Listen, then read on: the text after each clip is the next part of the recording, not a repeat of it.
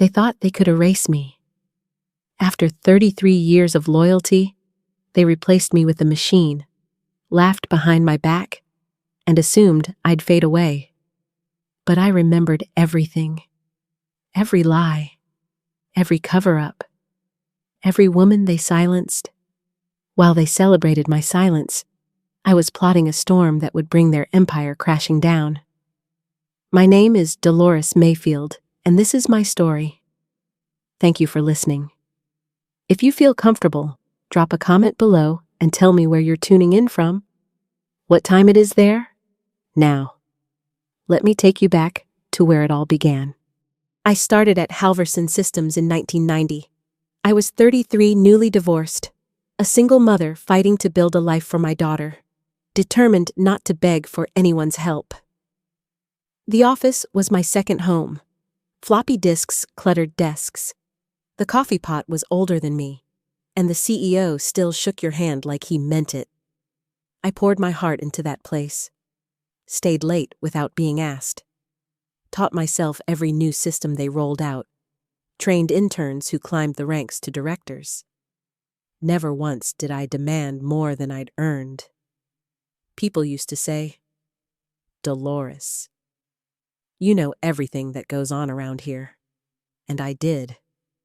I knew who was sneaking around with whom, who padded their travel expenses, who cried in the break room, who hid whiskey in their desk. I was the wallflower they never bothered hiding from. They thought I was harmless. Maybe I was, until the day they threw me out like yesterday's trash. It was a Monday. I walked in early, like always, in my navy cardigan and sensible shoes, carrying a tray of banana muffins I'd baked for the front desk crew. The elevator doors slid open, and my heart stopped. My desk was gone. Not cleared, not cleaned, gone. In its place stood a sleek white kiosk, its glowing screen flashing a sign, Claire, Corporate Learning AI Response Engine. I thought it was a prank. Maybe they were renovating, forgot to move my things. I wandered the floor, searching. My photos, my plant, my pencil holder all vanished. My stomach churned as I marched to Brent Halverson's office. He was the new CEO, all slick smiles and tech jargon, the kind of man who'd fire a whole department and still make his podcast interview about innovation. He didn't even flinch when I walked in. "Miss Mayfield," he said, his smile thin, never reaching his eyes. "I figured you'd stop by." "Where's my desk?" I asked, voice steady. I didn't need to shout to be heard. He leaned back. Smug. "We've made a strategic pivot. We're moving toward automation. AI can handle customer support, scheduling, data entry, and dignity." I cut in. He blinked, then gave me that patronizing look people reserve for their grandmother when she forgets the year. "You've been a pillar here, truly. But the future doesn't wait for sentiment." "Am I being fired?" I asked. "We're sunsetting your role," he said, like it was a polite euphemism, "but we're happy to offer a thank you bonus for your years of loyalty." Loyalty, that's what he called it. 33 years without a single write-up, not one complaint. I ran that front office like a tight ship, caught invoice errors that saved them hundreds of thousands. And now a talking computer named Claire had my job. "Who made the decision?" I pressed. "Monica and I," he said. The executive team agreed. Monica Trass, the real snake behind the curtain. Always polite, always smiling, always ready to throw someone under the bus to make herself look smarter. I remembered her telling a group of interns that old employees were like wallpaper, familiar, but easily replaced. I was standing right behind her when she said it. Brent leaned back, acting like he'd done something noble. "You'll be fine, Miss Mayfield. People like you always find something. People like me." I didn't need to ask what he meant. A 66-year-old black woman in a tech company that hadn't hired anyone over 50 in a decade. They didn't think I could code. Didn't think I'd fight. and they sure didn't think I'd remember. I packed my things in silence. My photos, my coffee mug, the worn notebook I kept in my drawer. What Brent and Monica didn't know was that notebook wasn't just a diary, it was my true resume. Names, dates, whispered conversations, things I wasn't supposed to hear. I walked out of that building without a single tear. But people like me, we don't break, we bend. And when we snap back, we cut deep. That night, I sat at my kitchen table, the house quiet except for the hum of the fridge. I opened my notebook, page 1, 1991. Jasmine from admin came in crying. Said Mr. Leland touched her. HR investigated. Then she was gone. I flipped to 1998. Monica bragged in the elevator about filtering out the old guard. Said they were dead weight, bad optics for a tech brand. Then, 2016, Brent, drunk at the company retreat, cornered the new designer in the hallway. She filed a report. He settled. She disappeared. My hands didn't shake. My eyes didn't blur. I didn't cry. I just kept turning pages. This wasn't a journal. It was evidence. If they thought firing me was the end, they hadn't read the first chapter. It took 2 days to read that notebook cover to cover. I hadn't realized how much I'd documented. Some entries were fragments, a cry in the stairwell, a slur whispered at a holiday party, an intern who vanished after speaking up about her manager. I'd always thought writing it down was my way of coping, a way to feel in control, but now I saw it for what it was, a ledger of Halverson's sins. I brewed a pot of strong coffee, the kind that burns your throat, and dialed Harriet Boone.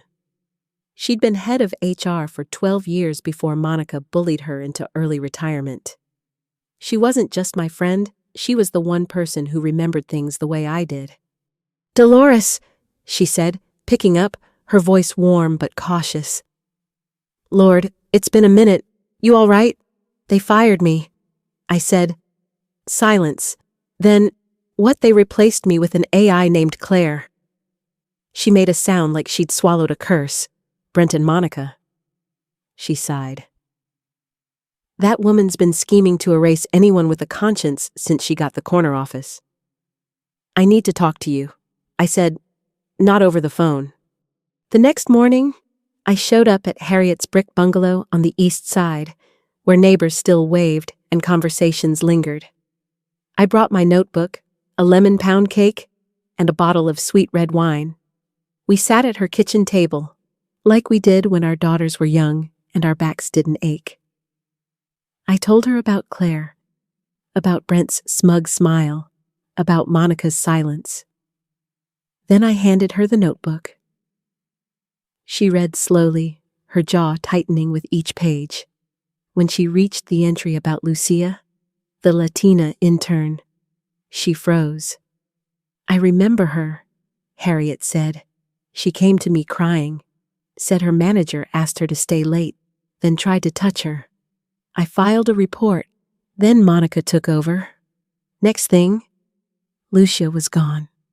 I nodded. "That's why I called you. We remember what they're hoping everyone forgot." Harriet stood, disappeared into her bedroom, and returned with a locked metal file box. She opened it, revealing 3 thick folders. Before they pushed me out, I backed up every complaint Monica tried to delete. I knew this day would come. Inside were grievances, mostly from women of color, all silenced or settled. Some names had been erased from the system entirely. One folder had a sticky note elevator assault case. I wasn't allowed to follow up, Harriet said. Monica handled the settlement, but I kept a copy. I opened it. Honor Reyes, a junior graphic designer, claimed Brent cornered her in the elevator after the 2016 retreat and groped her. Security footage mysteriously vanished. The legal team paid her $250,000 to sign an NDA. She quit, deleted her social media, and disappeared. This man is still running the company, I whispered. Harriet nodded, and using an AI to auto-delete complaints. You think it doesn't filter race-based keywords? The rage in my chest wasn't hot. It was cold, sharp, focused. I need someone who understands the tech side, I said. Someone we can trust. Harriet tapped the table. Jamal from IT, quiet, smart. You mentored him back in the day. Of course I remembered Jamal Carter. Always stayed late, fixed my email when the system changed, ate the cookies I slipped him while he worked. A good young man. I called him from Harriet's landline, just in case. Miss Mayfield, he said, surprised. They said you retired. I didn't retire.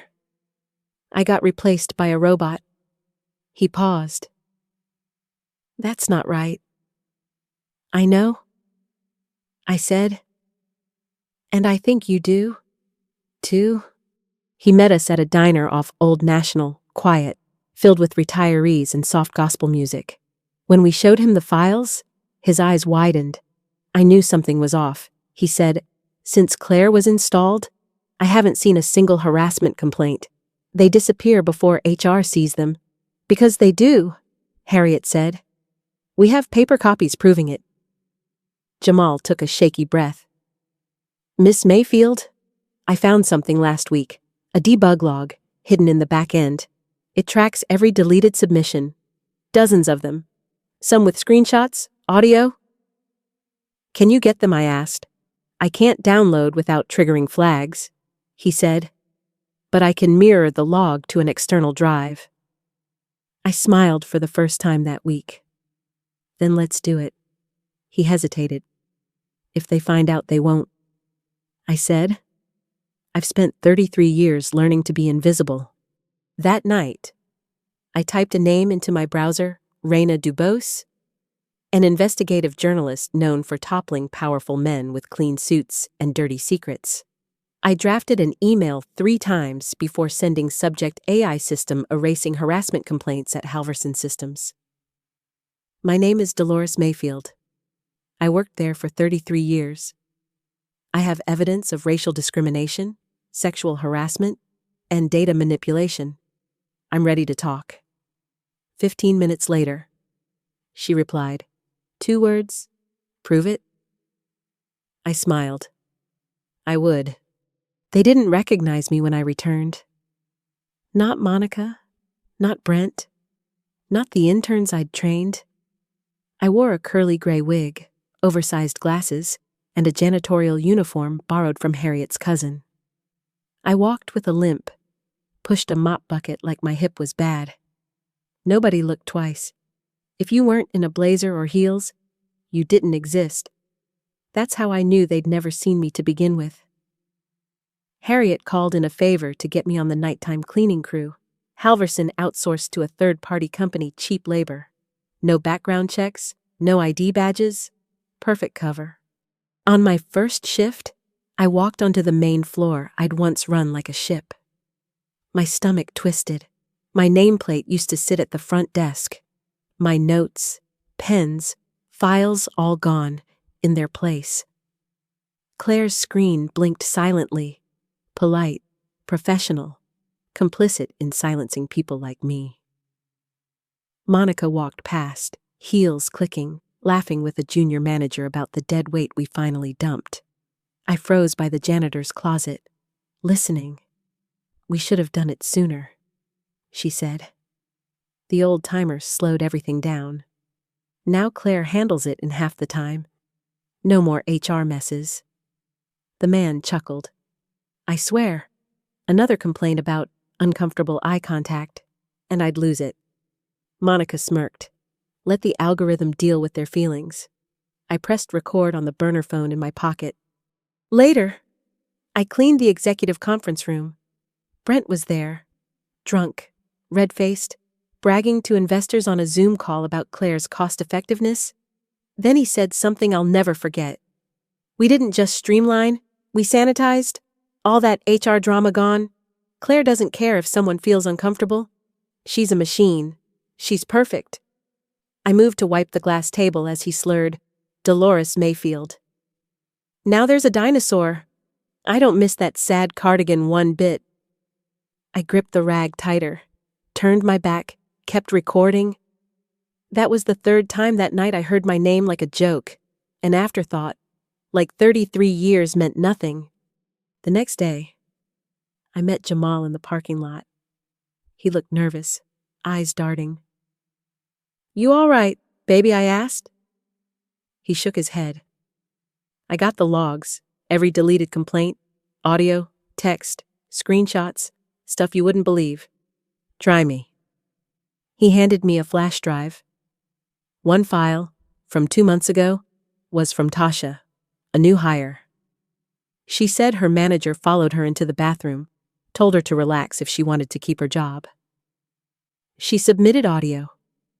Claire flagged it as a threat and deleted it before HR saw it.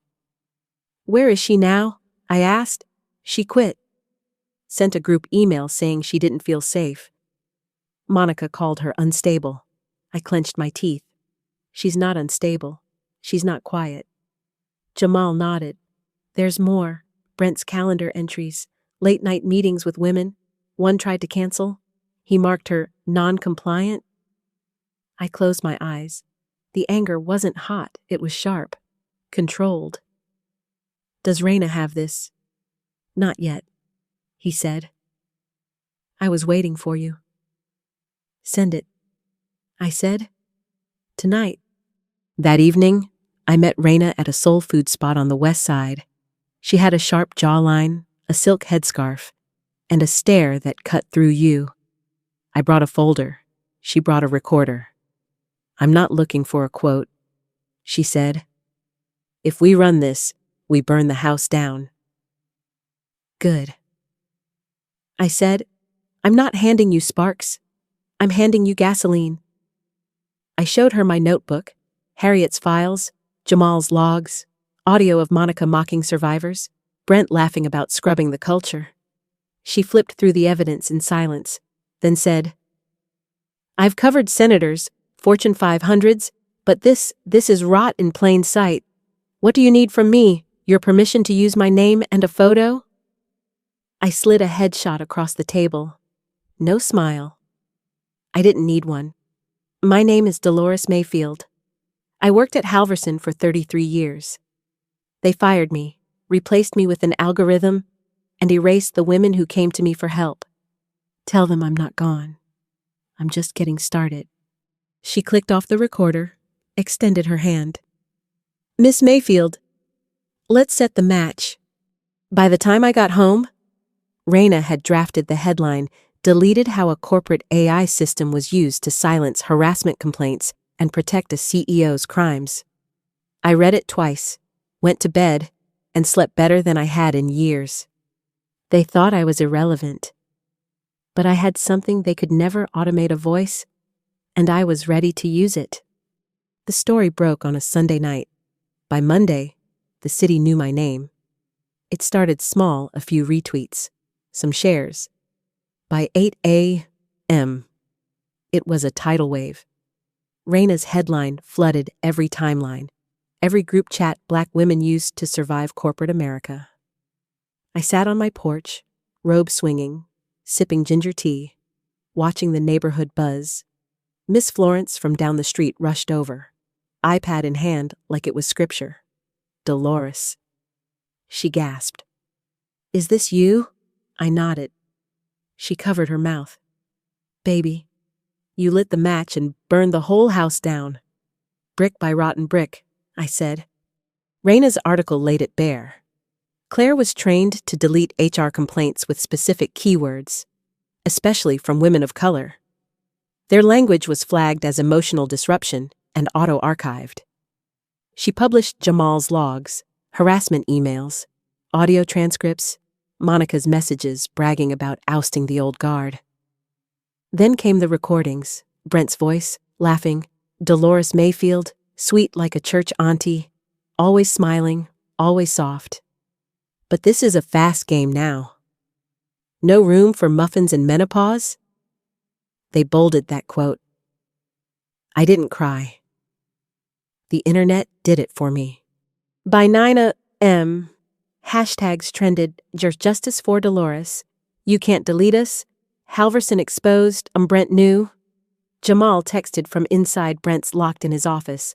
Monica's working remotely. Everyone's pretending not to panic. By 10:30, Raina dropped a second article, Voiceless by Design. The algorithm that buried Black women. It hit like thunder. She released Tasha's audio, trembling but clear. He waited until I went to the bathroom. Said I needed to be nicer to stay. I recorded it. I filed it. Then my badge stopped working. The internet turned righteous. Women came forward, former employees, contractors, interns. Raina got dozens of messages. Found 20 cases where complaints vanished without a trace. Sponsors fled. Halverson's biggest clients issued statements. We are deeply disturbed. All contracts are suspended. We stand with the silenced by noon. Brent wasn't just a CEO with a PR problem, he was a liability. At 12:17 p.m., the board announced an external investigation will be conducted. CEO Brent Halverson is on administrative leave. Effective immediately. Translation: he got dragged. But it wasn't just his job. That afternoon, Raina got a call from Brent's wife. She had no idea about the settlement money. Raina told me, recognized Honor Reyes's name, said Brent wired funds after the 2016 retreat, called it a software licensing issue. Now she knows the truth. What did she say, I asked? She said, if he used our marriage to cover crimes, I'll take everything. She meant it.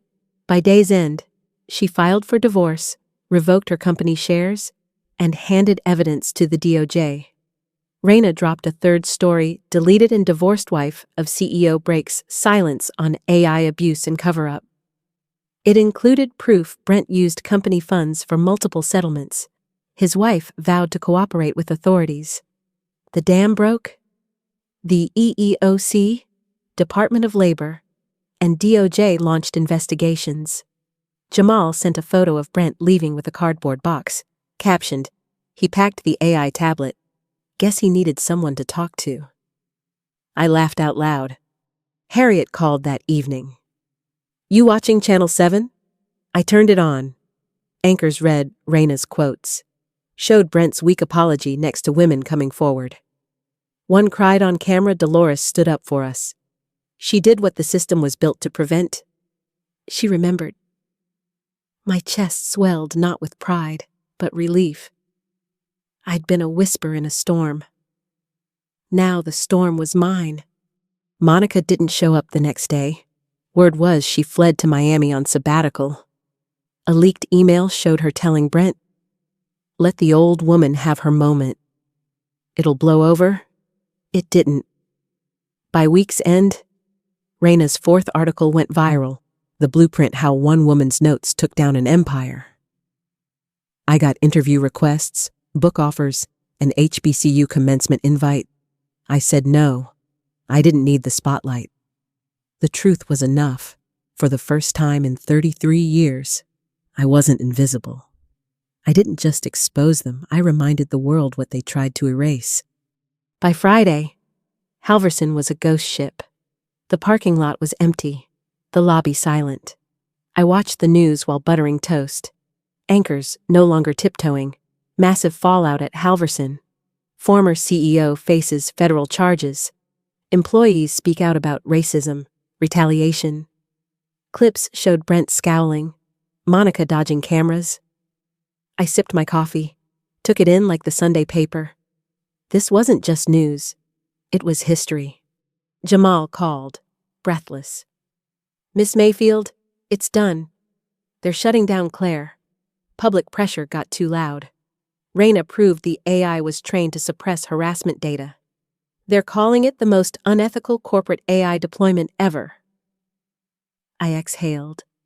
They didn't just fire me. They replaced me with a machine built to bury people like me. Now that machine was trash, right where they thought I belonged. Good, I said.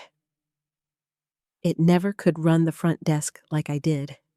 The real gut punch was Raina's fourth article. Her masterpiece, The Blueprint, How One Black Woman Took Down a Corporate Empire with a Notebook and Her Memory. It wasn't journalism, it was scripture. She wrote about my patience, my silence, my notebook, every entry a brick in the foundation of justice. She listed 26 women whose complaints were buried. Some were interns, others senior analysts, all silenced. Raina found 18, interviewed 11. 5 went on record. One said, Dolores was the only one who believed me. Now the world does. Another, she trained me, saved me, never asked for credit. I read it on my porch, hand over my mouth, heart humming like it had woken from a long sleep. That night, Raina texted Turn on Channel 9. A congressional hearing on corporate AI ethics cited my case. Senators read my name, quoted my testimony, held up my notebook like landmark evidence. I wasn't watching TV. I was watching impact. National, generational impact. Brent faced federal charges: fraud, civil rights violations, retaliation. His wife gave the feds everything: emails, receipts, even his burner phone. Monica, disgraced, was cut by the board. Labeled a rogue executive. She sued Brent, claiming coercion. They were drowning, clawing at each other. Raina called the next day. There's a documentary, a book deal. They want your name, your voice for the intro. I shook my head. I'm not chasing fame. Raina, I know, she said, but your story's giving women a spine. I went quiet. I never wanted headlines or virality. I just wanted someone to say, you were right. You were never invisible. That night, I visited Massey Hall, a women's career center on the South Side. I'd volunteered there before, but this time, a plaque stopped me. The Dolores Mayfield Tech Empowerment Lab. Young women inside learned Python, edited resumes, laughed together. Jamal stood at the front, smiling. A girl saw me, gasped, Are you? I nodded. She approached like I was fragile. You're why I know I belong here. I smiled. No, baby, you belong because you're ready. I just cleared the path. She hugged me, warm, unapologetic. I walked home under a quiet sky, knees stiff, but my back straight. I didn't just topple a company, I built something stronger. I never imagined my name in a congressional hearing. My face in slideshows beside systemic bias and landmark case. I was just trying to keep my job, to stay useful, to not vanish in a world that outpaces memory. But here I was, Dolores Mayfield, the woman they tried to delete, the woman who wrote it all down. It's strange hearing your name with reverence after decades of being overlooked. Stranger still when it's in headlines, classrooms. I used to bake muffins for interns. Now professors assign essays about me. I didn't ask for it. I just wanted the truth to matter. And now it does. Brent's finished. The DOJ charged him with obstruction, retaliation, misuse of funds to cover harassment. His wife took half his wealth, started a nonprofit for workplace abuse survivors. Claire's shutdown sparked a national debate. Tech companies now face mandatory HR AI bias testing. Raina's article birthed the Mayfield Disclosure Act, likely to pass next session. Monica tried blaming Brent, but Raina had her emails, audio, NDAs with her signature. She's banned from executive roles, hiding in South Florida, dodging subpoenas. I don't pity her. When I cried in the janitor's closet, she laughed. When I trained her staff, she erased my name. When I vanished, she celebrated. Now she's the one nobody sees. Funny how that works. Life's quieter now. Not peaceful, just quiet. Every Tuesday, I'm at the community center. Jamal runs the tech boot camp. We teach women over 40 coding, digital filing, online banking. They all say, I thought it was too late for me. I smile. The system wants you to believe that, but the system's a liar. I bring peach cobbler sometimes. Old habits. The girls call me Miss D, write my name in loopy cursive on thank you cards, send photos when they land jobs. One cried when she got her first laptop. I never thought I'd matter again, she said. I hugged her. Trust me. I know how that feels. My house feels warmer, though the weather hasn't changed. Maybe it's the people stopping me at the grocery store, or the letters in my mailbox. You reminded me to speak up. Maybe it's because I'm seen not as a relic, but as a woman who remembered, watched, waited. I wrote everything down, scared of being forgotten. That notebook made me unforgettable. Raina's book drops next spring. The dedication reads, "For Dolores Mayfield, who kept the truth alive when no one else would." I wept not for recognition, but because someone understood. We weren't just surviving. We were archiving. Last week, Raina invited me to a panel on tech ethics. I didn't speak, but sat in the front row. A young woman stood. Do you understand what Miss Mayfield did? She didn't just tell her story. She dismantled a machine built to erase her. She revealed the system. The room went silent, then clapped for every woman who took notes in the margins, who documented injustice with receipts, who lived in silence until they exploded in voice. That night, I opened my notebook. Jasmine, Anna, Lucia, Harriet, all there, remembered. I added one line. They tried to delete me, but I backed up the truth. That's my legacy. Not a name on a building, not a face on a screen, a quiet woman with a pen, a sharp eye, and the courage to write until someone listened. I wasn't the problem. I was the proof, and they'll never erase me. If this story moved you, hit that like button. Share it with someone who needs to hear it. Subscribe for more stories of truth and resilience. Drop a comment, tell me where you're watching from, what this meant to you. Together, we can amplify the voices they tried to silence. Let's keep the truth alive.